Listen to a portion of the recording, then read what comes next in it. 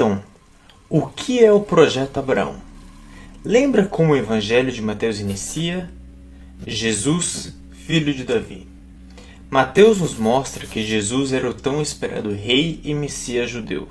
Mas, depois de analisar os primeiros 12 capítulos, sabemos que ele foi rejeitado. Mas tem um segundo título logo em seguida, Filho de Abraão. E o que isso significa? E como que esse título se encaixa na história? Para realmente entender a próxima parte, faz sentido primeiro mostrar que há uma primeira parte e que ela realmente é distinta da segunda. Mas, dito isto, acrescento que não é difícil ver o contraste. Na primeira parte, o Senhor é muito claro com suas mensagens, enquanto na segunda, ele fala em parábolas e mistérios, de modo que nem mesmo os discípulos entendiam o que ele queria dizer. Jesus então explica que agora ele fala em parábolas para que os judeus não entendam e não se arrependam. É uma punição pela falta de fé deles. O discurso de Jesus no capítulo 13 contém 7 parábolas, assim, bem diferentes.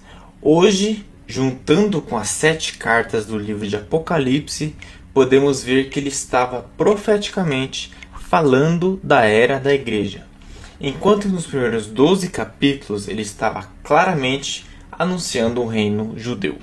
Isso não é apenas uma mudança dramática no estilo, mas também no conteúdo. E logo depois disso, João Batista sai de cena. E por que esse detalhe é importante? Porque Jesus disse que João Batista seria o último profeta do período da lei. E embora ele fosse o maior, o menor no reino dos céus é maior do que ele. Então uma nova entidade estava por vir, na qual o menor membro é maior que o maior profeta da era da lei. João também havia falado de si mesmo como amigo do noivo em João 3, enquanto apontava para o próprio Jesus como o noivo. Mas quem é a noiva? Bem, veja onde está o foco do Senhor. Nos capítulos 14 e 15, ele se volta para todos os povos, mesmo os que estavam fora dos limites territoriais de Israel. Isso não faz muito sentido, pois ele mesmo havia dito aos discípulos para irem apenas à casa de Israel, nem sequer aos samaritanos, que eram familiares distantes dos judeus. E agora ele está em Tiro. Isso só prova que depois da rejeição dos judeus, há uma mudança radical. O rei rejeitado está preparando algo novo e misterioso, até que Israel, como uma nação, se arrependa.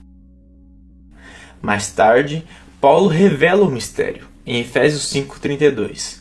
Grande é esse mistério, digo, porém, a respeito de Cristo e a igreja. Mas ainda não chegamos lá. O vídeo de Efésios sai mais tarde. Estamos em Mateus, onde a igreja só aparece no capítulo 16. E como que o Senhor Jesus prepara o terreno para essa nova era? A transição é retratada em 3 histórias, justamente nos capítulos 12, 13 e 14. No final do capítulo 12, fica claro que é uma nova família. Não a sua família aqui na terra, mas uma família celestial. Aquele que fizer a vontade de meu Pai é meu irmão, minha irmã e mãe. No capítulo 13, versículo 1, ele deixa a casa, uma imagem de Israel, e vai para o mar, que ilustra as nações, segundo Apocalipse 17:15. E então, no capítulo 14, ele chama Pedro como o primeiro a segui-lo. Saia do barco, ande no mar. Mais tarde, no capítulo 18, Pedro recebe autoridade para pregar o evangelho para as nações. E em Atos 10 nós vemos que ele realmente é o primeiro a alcançar os gentios. Assim, os capítulos 12 e 14 iniciam a transição. No capítulo 15, o próprio Senhor Jesus deixa as fronteiras geográficas de Israel e logo no capítulo 16 introduz a nova entidade ou família. Edificarei a minha igreja, construirei a minha eclesia. Amada, chamada para fora deste mundo, para reinar com Cristo do céu. Mas este anúncio tem consequências. É um caminho sem volta. A partir desse momento, o Senhor começa a revelar a seus discípulos que ele vai morrer, que irá a Jerusalém pela última vez.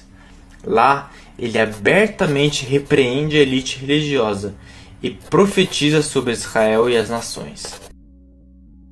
E então, vai ao Calvário para ser executado pelos gentios e pelos judeus, mas por mim e por você.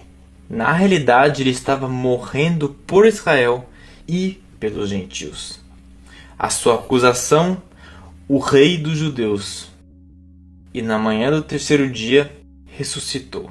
Mas ninguém no mundo descrente e sem fé o vê.